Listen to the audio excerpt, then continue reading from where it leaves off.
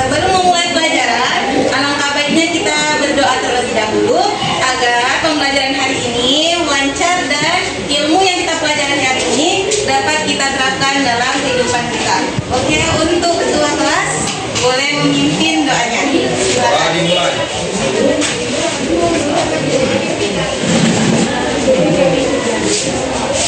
Ya. Oke. Baiklah, terima kasih. Sebelum dimulai, sebaiknya Ibu absen terlebih dahulu ya. Iya, Ibu. Pertama ada si Milva, Hadir. ada Dea, Hadir. Laras, Hadir. dan ada Aida, Hadir. Peraini, Hadir, Umi. Dinda, Karima, Hadir. Arjun, Repan. Baiklah. Sebelum itu sudah selesai absen, maka di sini kita akan memulai pelajaran. Sebelum memulai pelajaran, Ibu ingin membuat kefokusan, yaitu serupa ice breaking. Di sini Ibu buat ice breakingnya itu gampang. Ketika Ibu bilang tepuk 1, satu kali, tepuk 2, 2 kali, tepuk 3, 3 kali sampai tepuk yang kelima. Apabila Ibu bilang tidak tepuk, maka jangan ditepuk. Paham sampai sini? Paham. Kita mulai ya. Tepuk 1, tepuk 2, tepuk 3, tepuk 4, nah 3. Oh, nggak ada tepuk. Ya, sekali lagi ya, kita ulang. Tepuk 1, tepuk 3, tepuk 2, 5.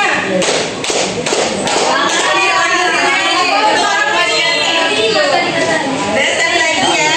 Nah ini tepuk 2, tepuk 3, 5.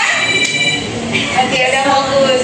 Baiklah, di sini kita akan belajar mengenai akhlak yang baik berupa menghormati orang tua dan guru. Sebelum itu, ada yang tahu di sini pengertian hormat kepada orang tua ataupun hormat kepada guru?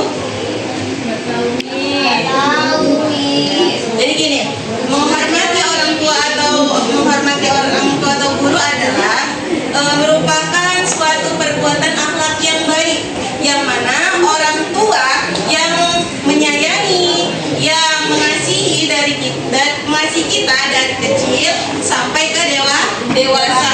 Kemudian kalau guru adalah orang yang memberi ilmu agar kita pintar dan agar kita memiliki akhlak yang baik. Udah, dalam surah Al-Isra ayat 23 sampai 24 kita diperintahkan untuk yang pertama apa dia? Mendoakan orang tua. Yang kedua, tidak boleh melawan orang tua. Yang ketiga, senantiasa mendoakan kedua orang tua.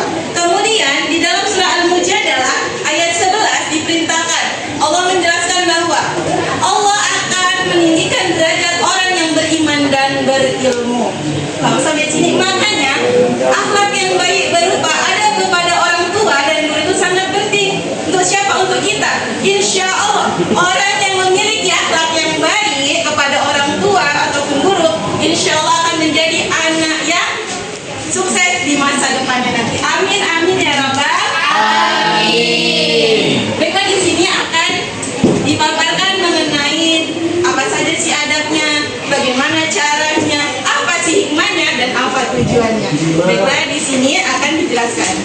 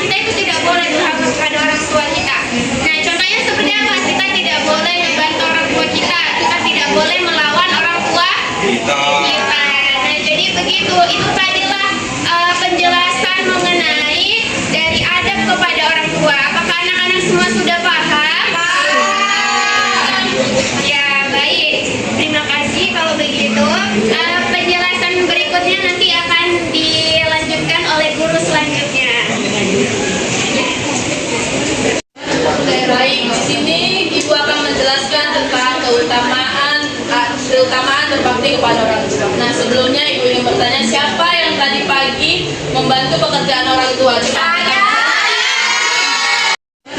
Baik, di sini Ibu akan menjelaskan tentang keutamaan berbakti kepada orang tua. Nah, sebelumnya Ibu ingin bertanya, siapa yang tadi pagi membantu pekerjaan orang tua?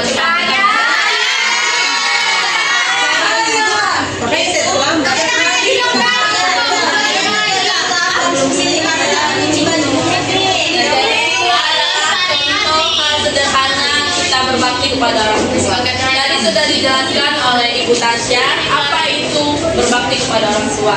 Dan kita sebagai seorang anak itu berbakti kepada orang tua itu wajib. Karena apa? Karena orang tua telah merawat kita dari kecil hingga dewasa, bahkan dari kandungan dengan penuh kasih sayang. Dari situ makanya kita wajib menghormati, wajib berbakti kepada orang tua. Nah, Bu, bagaimana sih cara berbakti kepada orang tua itu? Pasti kalian bertanya-tanya kan? Nah, berbakti kepada orang tua itu bisa kita mulai dari hal yang sederhana, nggak harus dari hal yang besar. Tapi kita bisa memulainya dari hal sederhana. Contohnya itu yang pertama seperti membantu pekerjaannya, tidak membantah perintahnya. Itu perintah yang baik ya, jangan perintah yang buruk yang diikutin.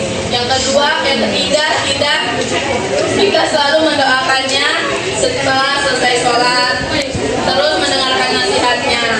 Nah, Bu, apa sih keutamaan berbakti kepada orang tua? Berbakti kepada orang tua itu ada keutamaannya. Di antaranya yang pertama, dibukakan pintu surga Allah. Kalau anak yang berbakti kepada orang tua, insya Allah akan membukakan pintu surga kepada anak tersebut. Yang kedua itu ridho Allah tergantung ridhonya orang tua. Kalau orang tua sudah tidak ridho dengan anaknya, niscaya Allah juga tidak ridho apa yang dilakukan dengan anaknya. Yang keempat, dimudahkan rezekinya. Rezeki anak yang selalu mendoakan, yang selalu membantu pekerjaannya, dia akan dimudahkan rezekinya. Ingat ya, rezeki itu tidak hanya tentang harta, tetapi rezeki itu berupa kesehatan, ilmu, ataupun rezeki kehidupan yang diberkahkan. Nah, yang terakhir itu ada dimudahkan urusannya. Kalau kita selalu mendoakan, selalu baik kepada orang tua, percayalah urusan kita baik di akhirat maupun di dunia bakalan dipermudah.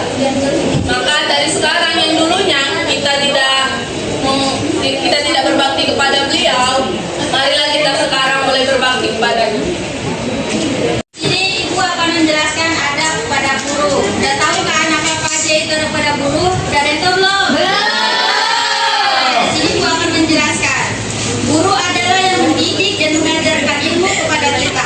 Sudah sepantasnya kita sebagai murid menghargai, menghormati, memuliakan dan mendoakan guru yang baik-baik. Yang kita hormati itu tidak hanya guru saja, guru punya keluarga, kerabat, anak. Nah, jadi itu harus kita hormati, kita hargai juga. Di saat guru menjelaskan, kita dengarkan. Jangan kita nggak paham, tapi nggak kita dengarkan. Setidaknya kalau kita nggak paham, ya kita dengarkan. Mudah-mudahan kita dapat berkahnya dan ilmu itu sampai kepada kita. Nah, ini sering ada contoh kecil, ada 3 yang sering diabaikan oleh murid. Yang pertama yaitu di saat guru berbicara, kita memotong pembicaraan guru. Nah, itu tidak boleh. Kalau kita mau bertanya, ya kita ngomong dengan sopan, Pak, Bu, izin, saya mau bertanya. Nah, seperti itu. Contoh yang kedua, di saat kita lewat depan guru, jangan petantang-petenteng kita lewat, nggak boleh. Kita harus tunduk, tangan kanan seperti ini, tangan kiri seperti ini, kita tundukkan badan kita. Nah, seperti itu. Jangan petantang-petenteng, itu nggak boleh. Contoh yang ketiga, duduk di bangku tempat duduknya guru, itu tidak boleh. Sekarang kita tuh sering kan biasanya tuh dengan santainya duduk, ada yang lebih parahnya dipijak lagi. Duduk aja nggak boleh, apalagi dipijak. Jadi kalau kita mau dapat ilmu yang berkah, kita terapkanlah adab-adab yang baik agar guru menyampaikan ilmu itu sampai kepada kita mendapat berkahnya, bermanfaat bagi kita, bermanfaat bagi orang lain. Al-adabu fawqal ilmi. Adab lebih tinggi daripada ilmu. Ingat anak-anak sekalian, berkah itu tidak terlihat tapi dapat kita rasakan. Sekian dari saya, selanjutnya akan dipaparkan oleh guru selanjutnya. Ketika kita berbakti kepada guru, hati kita ini pasti akan lebih senang untuk menerima pembelajaran tersebut. Jadi kita baik kepada guru, guru akan senang mengajari kita dengan senang hati. Jadi ilmu yang diberikan guru tersebut itu bisa kita pahami secara mendalam. Yang kedua itu ilmunya mendapatkan ilmu yang bermanfaat. Ilmu yang bermanfaat itu adalah ilmu yang untuk kebaikan dan keberkahan untuk diri sendiri dan untuk orang lain. Nah, yang ketiga itu ada masa depannya cemerlang. Murid yang masa depannya cemerlang itu memiliki sifat yang disiplin, rajin, sopan santun. Nah, sifat ini bisa membantu murid itu di masa depan. Nah, yang keempat itu ada kalau menjadi orang hebat dan dihormati. Ketika murid itu menghormati guru, pasti murid itu memiliki akhlak yang baik. Contoh akhlak yang baik itu seperti ada berjalan di depan guru dan etika berbicara kepada guru. Nah, yang kelima itu diangkat derajatnya oleh Allah. Dalam agama, orang yang berilmu dan berakhlak baik itu diangkat derajatnya di sisi Allah. Yang terakhir itu ada barokah ilmunya, rezekinya dan hidupnya. Nah, ketika kita menghormati guru, barokah itu artinya kan sedikit, tetapi banyak keberkahan dan kebaikan untuk diri sendiri dan untuk orang lain. Baiklah, sampai situ saja, akan dijelaskan kepada guru selanjutnya. Baiklah, di sini saya akan menjelaskan tentang apa yang kita lihat tadi di video ini, yang mana judulnya adalah adab kepada orang tua. Nah, kenapa kita harus sopan santun? Adab kepada orang tua itu adalah sopan santun, baik itu dalam perbuatan maupun perilaku kita dalam kehidupan sehari-hari, baik itu di rumah maupun di luar rumah. Yang mana kedua orang tua kita telah berjasa kepada kita dalam hal mendidik, memberikan nasihat, dan juga memberikan arahan kepada kita. Setiap harinya orang tua tidak pernah bosan memberikan arahan tentang apa saja untuk demi untuk kebaikan kita sendiri. Orang tua sangat berjasa dalam kehidupan kita.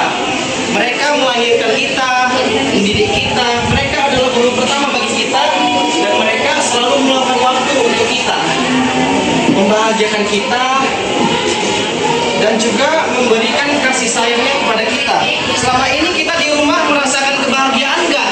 Merasakan. Nah, selama ini kita merasakan kasih sayang enggak di rumah? Jangan bilang enggak, bohong gitu. Nah, karena orang tua itu nggak pernah membiarkan kita menangis gitu.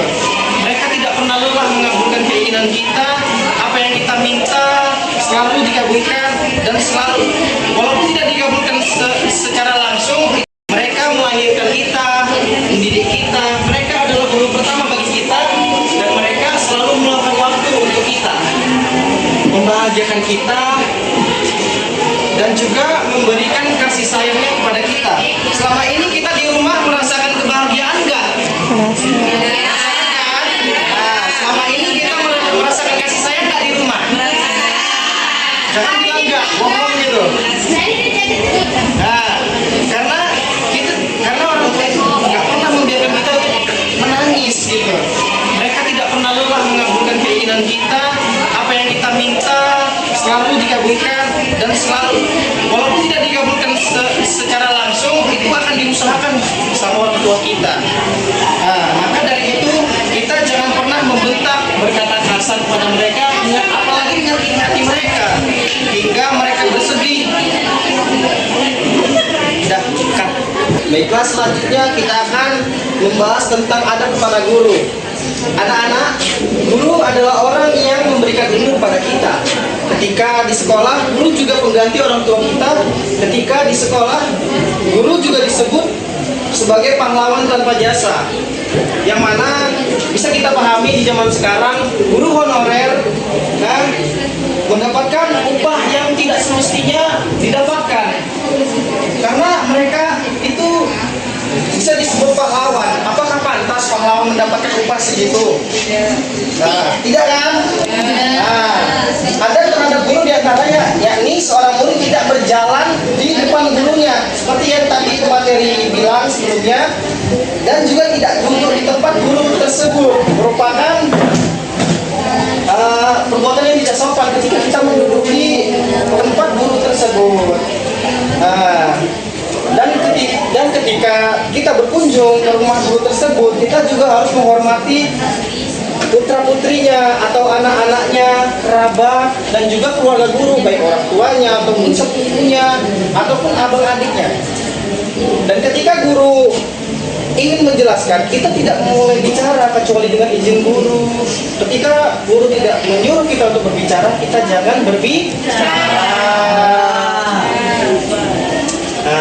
Karena guru menerangkan itu merupakan hal baik. Kita juga perlu kita juga perlu ilmu yang disampaikan oleh guru.